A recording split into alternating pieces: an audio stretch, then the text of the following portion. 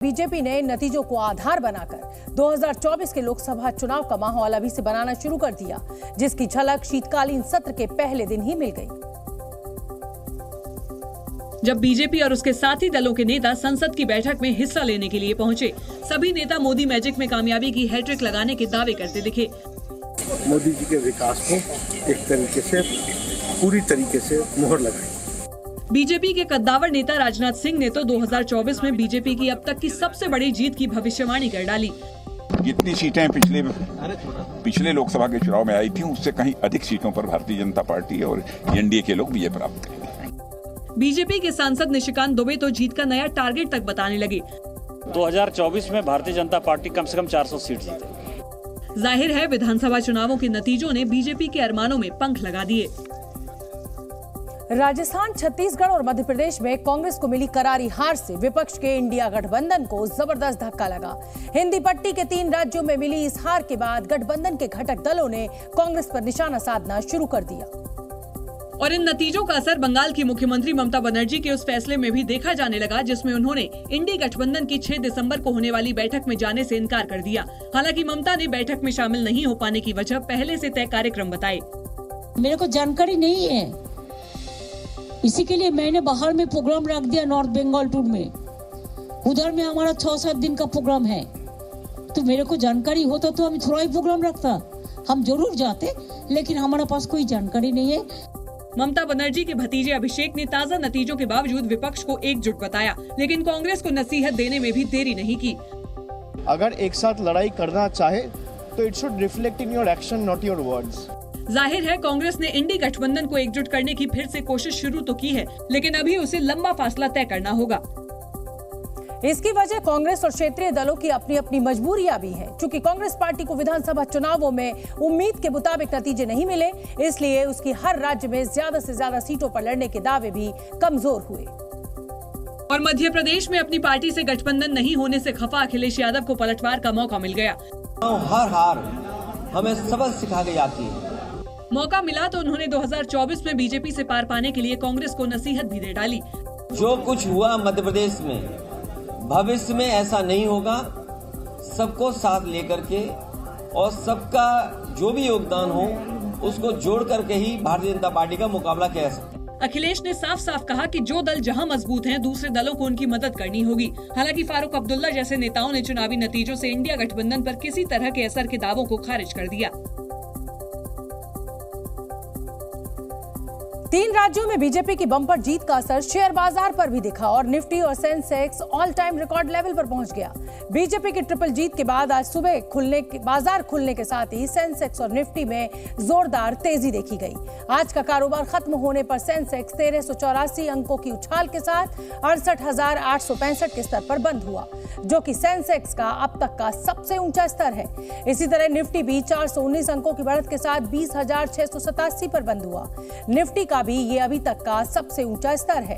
तेजी वाले top 5 shares में ICICI bank, state bank of India, Larsen, Kotak Mahindra और इंड्स बैंक भी शामिल है।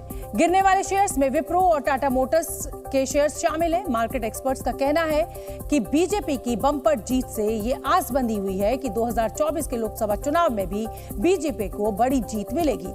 ऐसे में निवेशकों का भरोसा बाजार में बढ़ा है। हेडलाइंस के बाद आगे बढ़ेंगे। आप देख रहे हैं बात पते की। मध्य प्रदेश, छत्तीसगढ़ और राजस्थान में कांग्रेस की करारी हार के बाद राजनीति तेज हो गई। विपक्ष के कई दलों ने जहां चुनाव नतीजों पर सवाल उठाए, तो वहीं शिवसेना उद्धव गुट ने एक बार फिर ईवीएम पर सवाल खड़े कर दिए। और कांग्रेस नेता विवेक तन्खा ने तो यहां तक दावा कर दिया कि इस बार के चुनाव नतीजों पर न सिर्फ विपक्ष को बल्कि पूरी दुनिया को शंका है।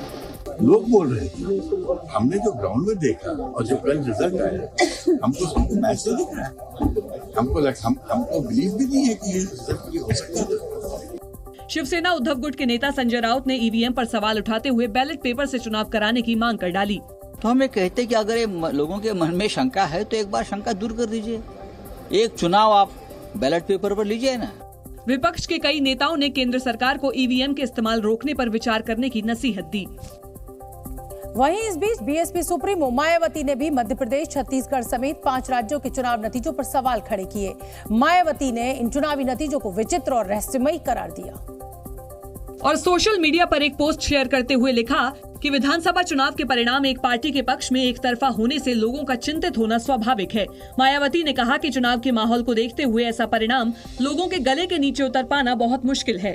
विपक्ष के सवालों पर बीजेपी नेता जगदम्बिका पाल ने पलटवार किया। जनता के जनादेश को स्वीकार करने के बजाय ईवीएम पे सवाल उठाना, ये कहीं न कहीं मानसिक रूप से दिवालियापन है। ऐसा पहली बार नहीं है जब विपक्ष ने ईवीएम पर सवाल उठाया हो। इससे पहले के चुनावों में भी जब जब विपक्ष को हार का सामना करना पड़ा, तब तब ईवीएम पर सवाल खड़ा किया गया। 3 राज्यों में प्रचंड विजय के बाद भारतीय जनता पार्टी 2024 के लोकसभा चुनाव की तैयारियों में जुट गई है।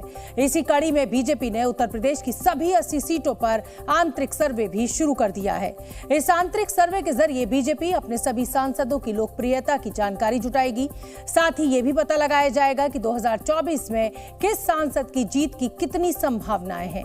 जानकारी के मुताबिक ये आंतरिक सर्वे 3 स्तर पर किया जाएगा। कुछ महीने पहले भी बीजेपी यूपी के सभी सांसदों का एक आंतरिक सर्वे करवा चुकी है।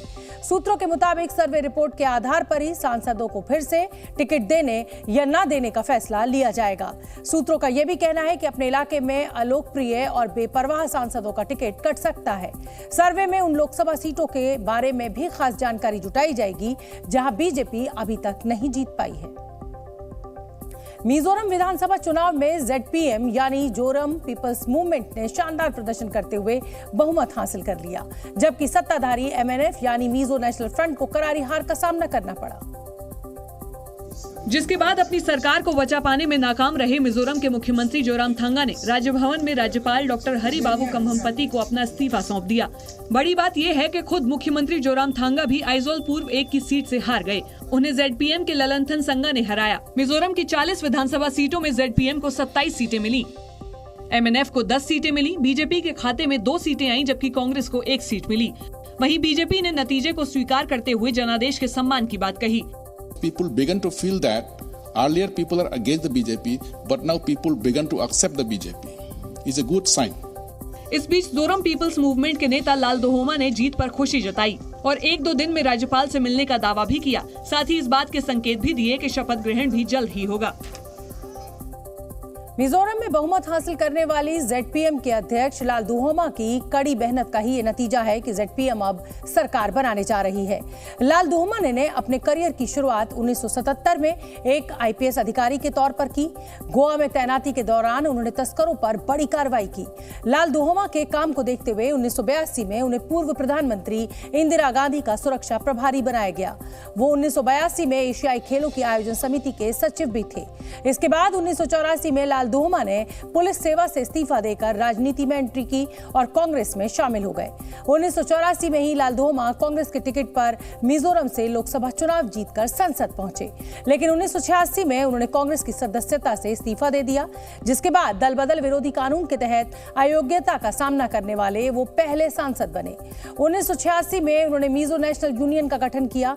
2018 चुनाव में 6 दलों के गठबंधन जोराम पीपल्स मूवमेंट में वो शामिल हो गए। 2018 में उन्होंने निर्दलीय प्रत्याशी के तौर पर चुनाव लड़ा और मौजूदा मुख्यमंत्री ललथन हावला को हराया। इसके बाद उन्हें ZPM का अध्यक्ष चुना गया।